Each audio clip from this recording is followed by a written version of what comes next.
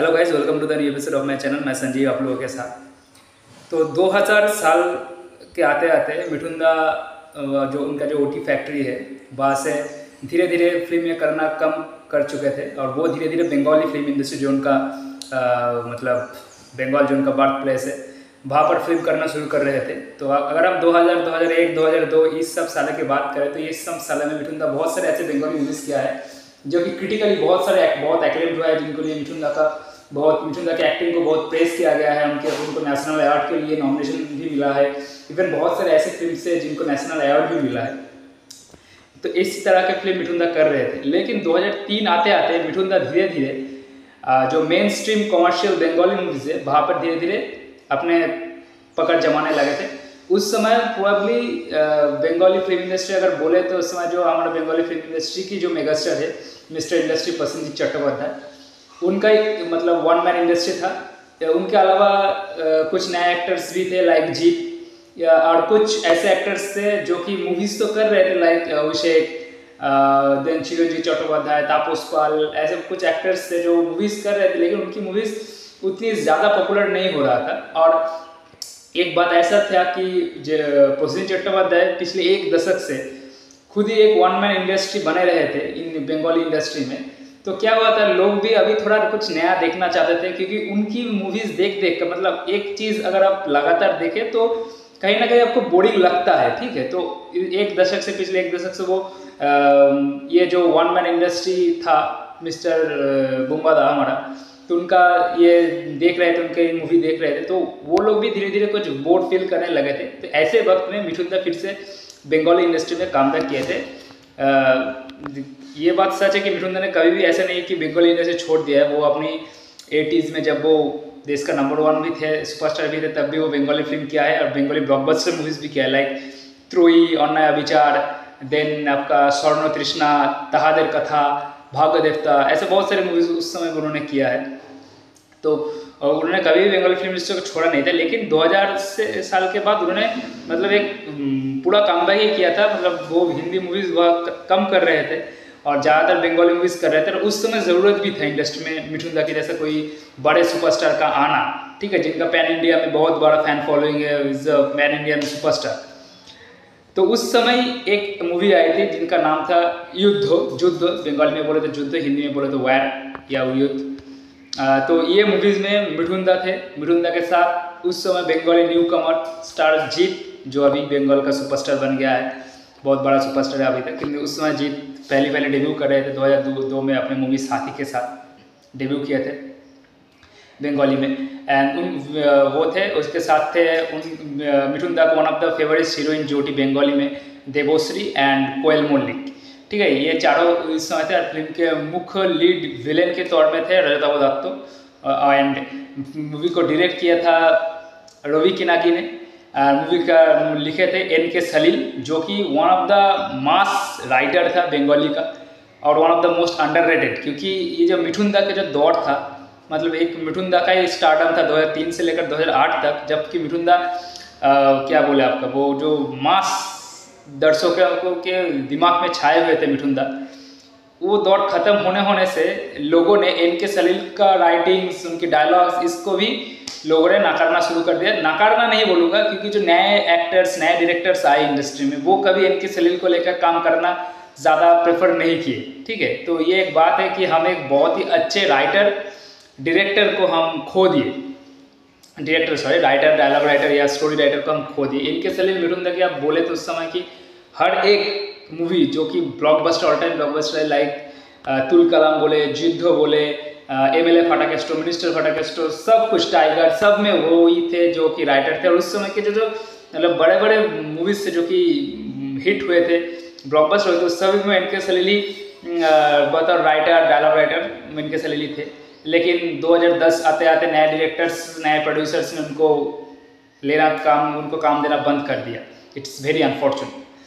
तो ये movies release हुआ था 29 जुलाई 2005 को। तो अभी 2 दिन पहले इस मूवी का 19 ईयर कंप्लीट हुआ है। और उस समय ये मूवी टोटल 180 दिन चली थिएटर्स में और एक ऑल टाइम ब्लॉकबस्टर साबित हुई बाद में जाकर। और उस समय ये फिल्म 1 से 1.5 करोड़ की बजट में बनी थी और 3.5 से 4 करोड़ की कमाई की थी, और 2005 की हाईएस्ट ग्रॉसिंग बंगाली मूवी भी साबित हुई थी ये मूवी। और मुझे याद है, मैं तब क्लास 4 या 5 में पढ़ता था, और भी छोटा था शायद। और इस समय ये मूवी आया था, उस समय इतना सोशल मीडिया तो था नहीं, कुछ भी नहीं था, मोबाइल्स भी उतना था नहीं किसी के पास, तो मिडिल क्लास के पास मोबाइल था ही नहीं। तो इस मूवी का पोस्टर्स जो थे वो उस समय ऐसा दौर था कि पोस्टर्स लगते थे बहुत बड़े बड़े, क्योंकि सिंगल स्क्रीन था तो बहुत बड़े बड़े पोस्टर्स लगते थे, उसमें मिठुन जीत का फोटो रहता था। और टेलीविजन में इस फिल्म के बहुत सारे चैनल्स में, लाइक उस समय कुछ चैनल्स लाइक स्टार जलसा थे, और भी बहुत मुझे याद नहीं, संगीत बांग्ला, ऐसे कुछ चैनल्स था। उस चैनल्स में इस मूवी का आपका क्या बोलते हैं, जो ट्रेलर दिखाया जाता था, और ये ट्रेलर मतलब बहुत ज़्यादा पॉपुलर भी हुआ था। इसमें एक फाइट सीन है मिठुन और जीत के बीच। ये फाइट सीन अगर आप बोल सके तो मतलब मूवी का जो विलेन के साथ हीरो का जो फाइट सीन है उससे भी ज़्यादा पॉपुलर हुआ था ये जो फाइट सीन था मिठुन और जीत का। तो मैं बहुत बार बोलता हूँ कि अगर एक मूवी में दो हीरो के बीच फाइट रहा ना, तो ये मूवी का हाइप को बहुत ज़्यादा बढ़ा देता है। और क्यों हो, क्योंकि उस समय Mithun was the biggest superstar था।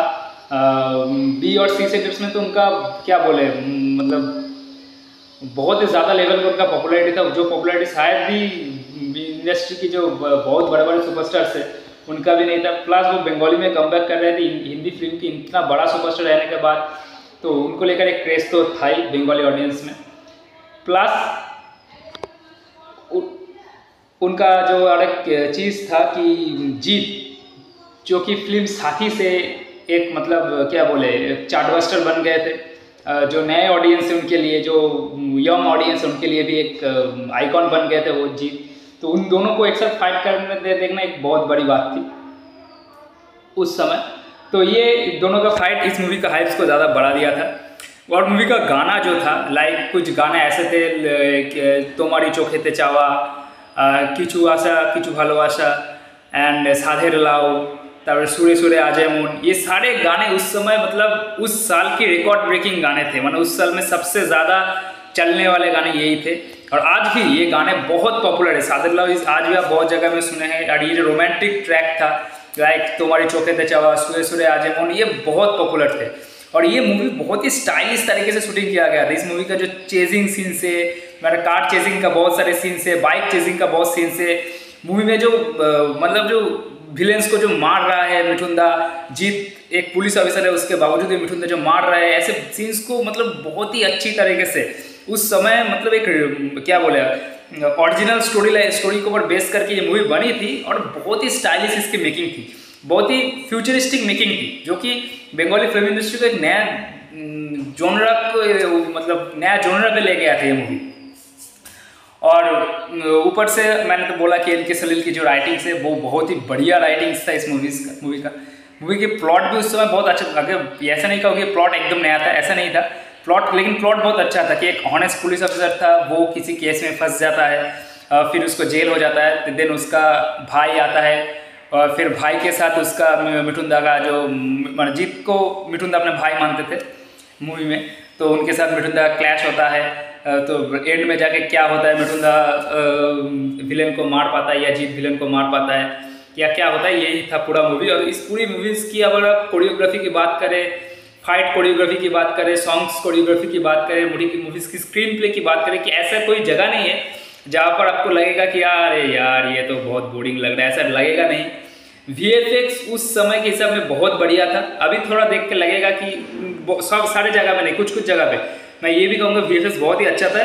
कुछ ऐसा जगह है जहाँ पर जाकर देखकर आपको लगेगा कि उस समय अगर आप तेलुगु या तमिल की मूवीज़ भी देखें, वहाँ पर भी VFX ऐसा ही था, ठीक है। तो हम ये नहीं कहेंगे कि बंगाली की मूवी, उस समय की बंगाली VFX के हिसाब से ये मूवी मतलब अगर पैन इंडिया में भी आ जाता तो बहुत अच्छा कम कर जाता ये मूवी, क्योंकि कई जगह ऐसा नहीं लगा कि ये मूवी खराब बनी है।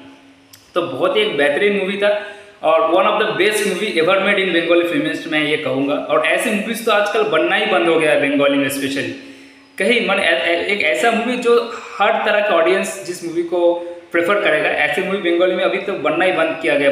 मुझे लगता है लास्ट कोई ऐसा मल्टी स्टारर एक्शन मूवी बना था तो लास्ट वो था दुई पृथ्वी। उसके पहले बहुत सारे मूवीज़ बना था, लेकिन आज तो ये सारी मूवी बनना ही बंद हो गया है। और युद्ध एक ऐसा मूवी है जो कि एक नया ट्रेंड सेट कर दिया था। वो गाने के और से हो, एक्शंस की नज़रिए से देखे या सिनेमाटोग्राफी के नज़रिए से देखे या स्क्रीन प्ले के नज़रिए से देखे, तो एक बहुत ही मतलब कि फ्यूचरिस्टिक मूवी था, बहुत ही स्टाइलिश मूवी था। तो I am a big fan of this movie.